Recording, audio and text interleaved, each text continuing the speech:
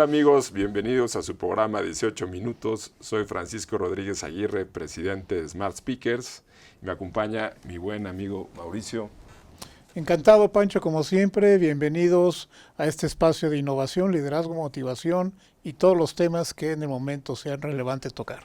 Sí, todos nuestros amigos de lo que viene siendo Mundo Ejecutivo, La Medir y de Smart Speakers, les damos la bienvenida.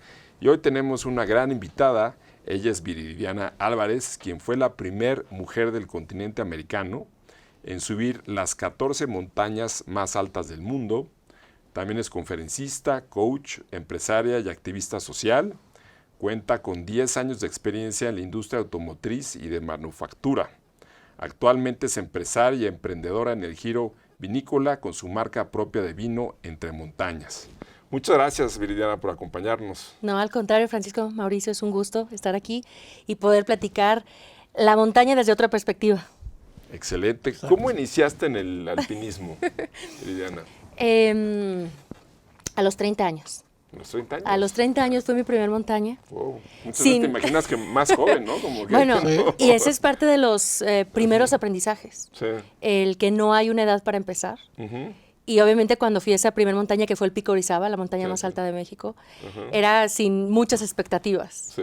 Y bueno, 8 años después, ya te puedo platicar otra historia, pero con ese... 8 años, has hecho tanto en... 8 años en el Himalaya y el siguiente año cumplo 10 años. Va a ser mi 10º aniversario en el Pico de Orizaba. Vaya, pero sí ha sido una carrera meteórica, Viridiana. 14 montañas. No, yo apenas si puedo aquí, el Cerro del Chapulín de aquí. Yo siempre tengo una duda, porque siento que impone estar frente a una montaña y saber hasta dónde puedes llegar.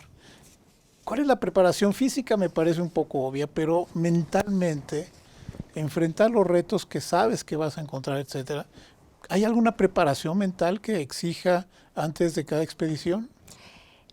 Yo digo que el 80% es mente y el 20% es cuerpo. Daniel Goleman nos decía que esta parte del éxito de la inteligencia emocional igual era el 80% inteligencia emocional, 20% el coeficiente, lo que sabemos. Creo que se refleja un poco en la montaña porque definitivamente, digo, el cuerpo es cómo te transportas. Sí, claro. Pero siempre he dicho que cuando la mente está lista, el cuerpo le sigue. Y he visto compañeros europeos de 2 metros muy, muy fuertes darse la vuelta porque tuvieron un sueño, que soñaron con su hijo que les decía que no subiera. Entonces la mente te empieza a jugar y tienes que tener esa inteligencia emocional muy fortalecida y es una maestría. Ahí vas a hacer, bueno, yo creo que ya después de tantos años ya es doctorado en inteligencia emocional por las características de estas expediciones, que son no solamente días, semanas, sino meses. Y esa capacidad de mantener la motivación y todas las actitudes y aptitudes alineadas durante tantas semanas es parte del reto. ¿Me permites, mi querido Pancho? Claro, por supuesto. Tú has tenido, obviamente, en los ascensos algunos momentos de duda. ¿Qué nos puedes platicar de ello? ¿Cómo lo superas? Porque sí has llegado a la cima. Sí, en cada expedición, a pesar de ya de mucho, todavía estoy a unos días de partir a Antártida, y aún así todavía hoy te puedo decir que la incertidumbre siempre está.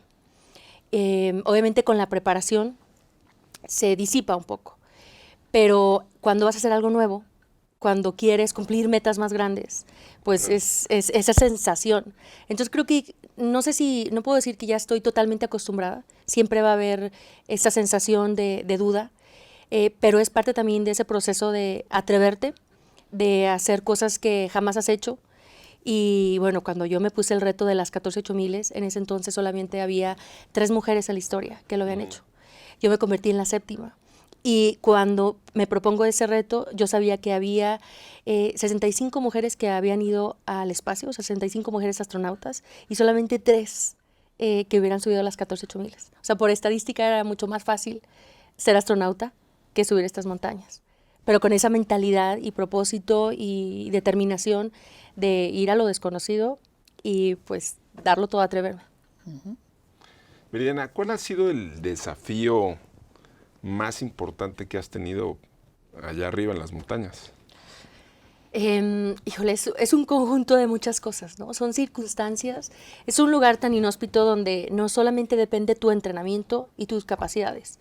Estás en un lugar donde puede haber avalanchas, hay grietas, también dependes del equipo con el que vas, el clima. Entonces, son muchas características las que tienes que ir forjando, como la parte de la paciencia, la planeación, la flexibilidad para, bueno, el clima no era el esperado, entonces tenemos que volver a replantear y creo que de lo más complejo, bueno, ha sido ver a alguien morir, ¿no? En ese mismo instante donde se apaga la vida de otra persona.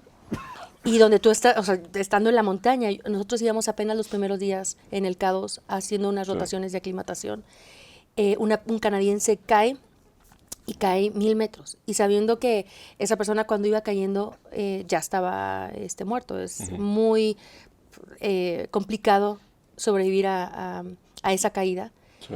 Y bueno, fue por el radio quién era, qué se va a hacer, quién va a bajar para el rescate, su equipo. Y ¿venía con ustedes o era en otra? Una expedición que estaba junto a la de nosotros. Y bueno, sí, su equipo empezó a descender para ver si se podía rescatar el cuerpo. Sí. Y nosotros íbamos a dejar este equipo a un campamento alto.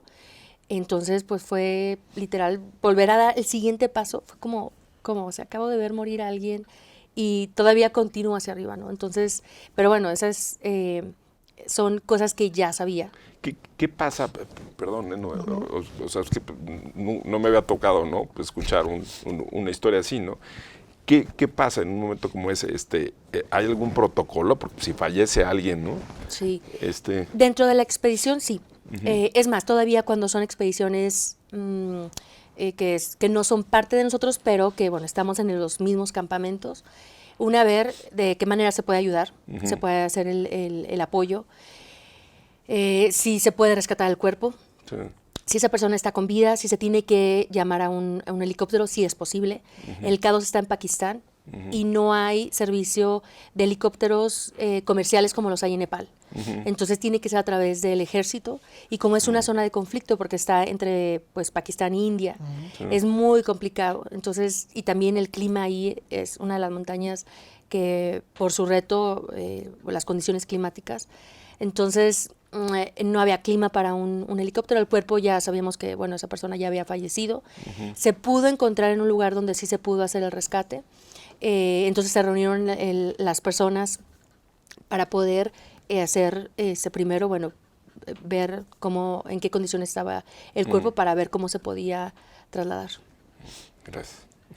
Y eso me lleva a no sé, quisiera que nos comentaras un poco, porque en las empresas, y más en esta época, hablamos de incertidumbre, no sabemos qué va a pasar, toma de decisiones de inmediato, pero lo que nos describes implica estar preparados para tomar esas decisiones, saber que hay riesgos, que hay oportunidades.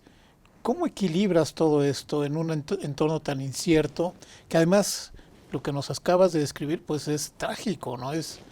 Y aún así viste a caer una persona que murió y hay que seguir a la meta. Ahí hay un factor muy importante, que es el miedo.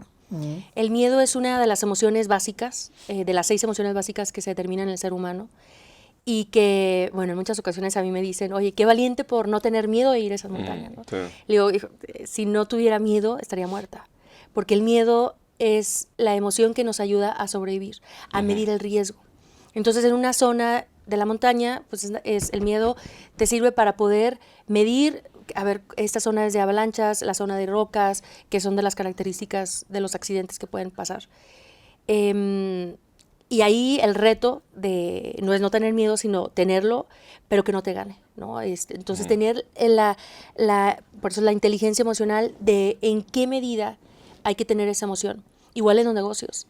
Ese factor miedo te ayuda a medir los riesgos, a hacer una buena estrategia, pero el reto es que no te paralice porque, claro, bueno, circunstancias externas como el mercado, las políticas, todo el entorno influye, pero quien toma las decisiones eres tú, ¿no? Correcto. ¿Cuál ha sido tu expedición más memorable y por qué? Híjole, en diferentes etapas, pero una va a ser el Pico Orizaba, que es en mi día 1 de montañista, que es esa primera montaña que me acerco. Tenía ahí ya 2 años, apenas 2 años de hacer ejercicio en forma. Yo empecé a hacer ejercicio a los 28 años, con una carrera de 10 kilómetros, ¿no? Como que uno te imagina, ¿no? Que los alpinistas son todos sport bilis. ¿No? ¿Sabes qué pasa? Que, es más, cuando ves una fotografía de alguien con un récord Guinness o subiendo el Everest, se cree que ya es algo que hacen desde muy jóvenes o que tuvieron un entorno que los propició a eso, y en mi caso pues fue como romper todos esos paradigmas, primero que yo tenía dentro de mí, ¿no? Y bueno, entonces a los 30 años en esa montaña, el Pico Orizaba, es donde se me ocurre subir el Everest. Ya tenía ahí un par de años trabajando de tiempo completo atrás de un escritorio como persona normal, e ir a esa montaña y ver cómo era, decía, wow, estoy en lo más alto de México, y decía cómo se vería, cómo se verá desde lo más alto del planeta, en el Everest. Entonces pensar en el Everest en tu día 1 de montañista, pues también no es como esta parte de locura, ¿no? Pero bueno, así es como se vuelve memorable esa montaña. Y Everest 3 años después, también porque bueno, fue un parteaguas en mi vida, esa montaña.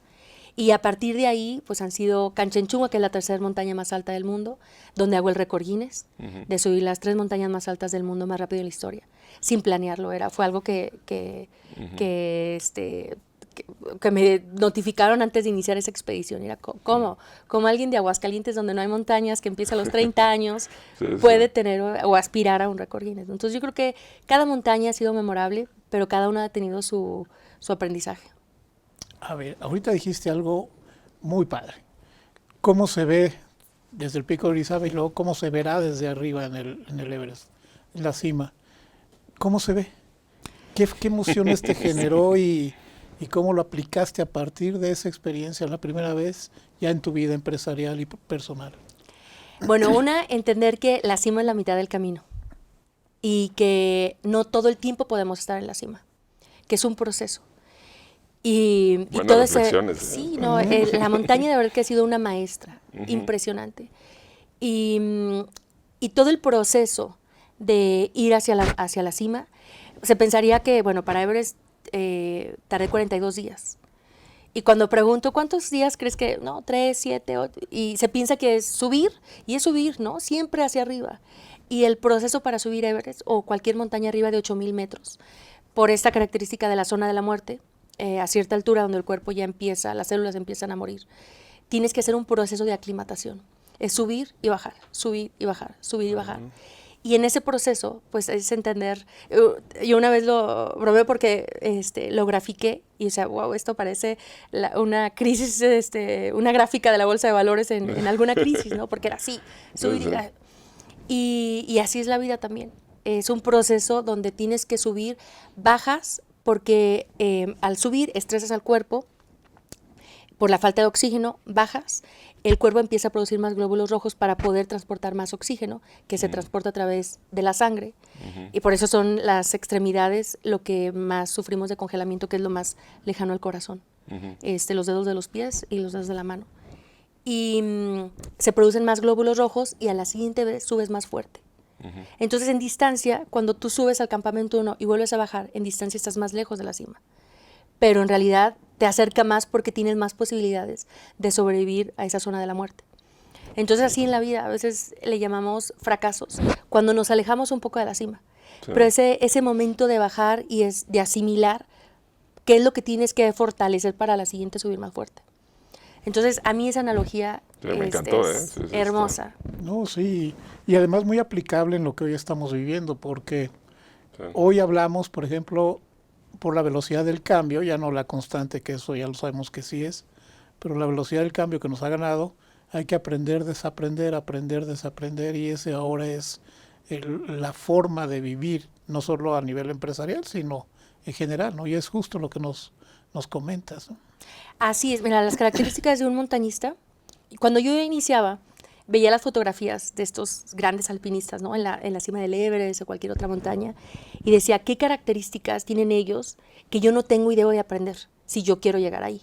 Entonces, empecé a decir, bueno, ¿qué es lo que necesito? ¿Cuáles son esas habilidades que necesito?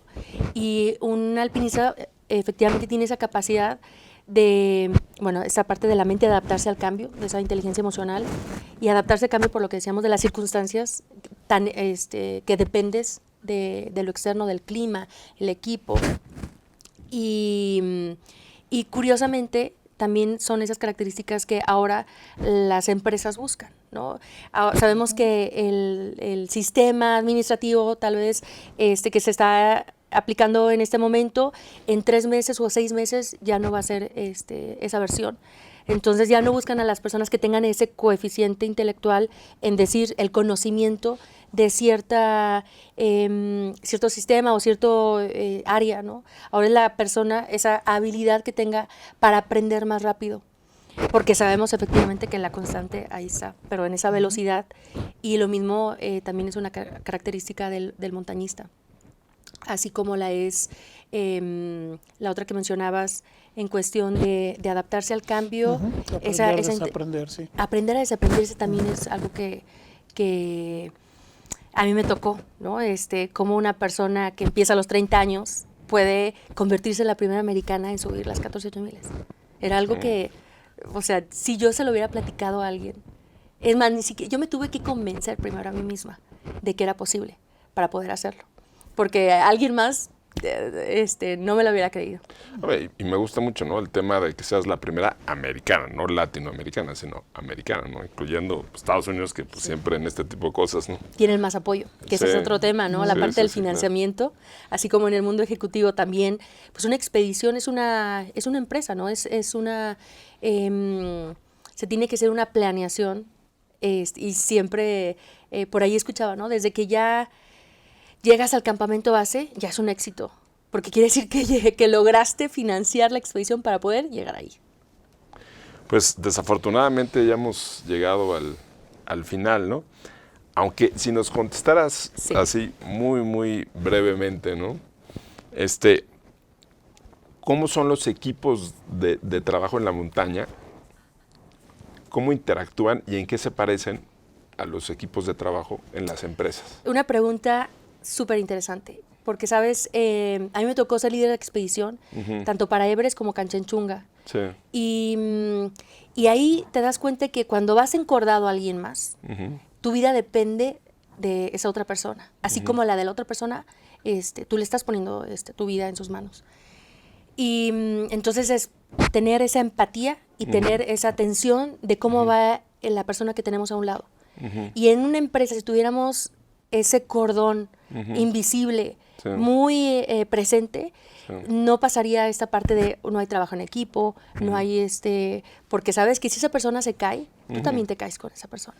Claro. Y en una cadena, no importa qué tan fuertes sean los eslabones, solamente se requiere uno que esté débil o que esté un poquito abriéndose y ya para poder reventar esa cadena. Entonces, entender que en una empresa, en un equipo, la cadena va a reventar por el más débil o la persona que necesita esa atención. Sí. Entonces, voltear a ver para poder fortalecer a cada uno de los que forman parte del equipo. Pues muchísimas gracias, Viridiana. Ahora sí ya llegamos al tiempo, yo por meterle un poquito más, pero pero valía la pena, valía la pena. Necesitamos unos 10 episodios para poder hablar de todos los aprendizajes de la montaña. Así es. Pues muchísimas gracias, amigos de Mundo Ejecutivo, de La Medir y de Smart Speakers, por estar aquí con nosotros. Nos vemos en el próximo 18 minutos. Hasta luego.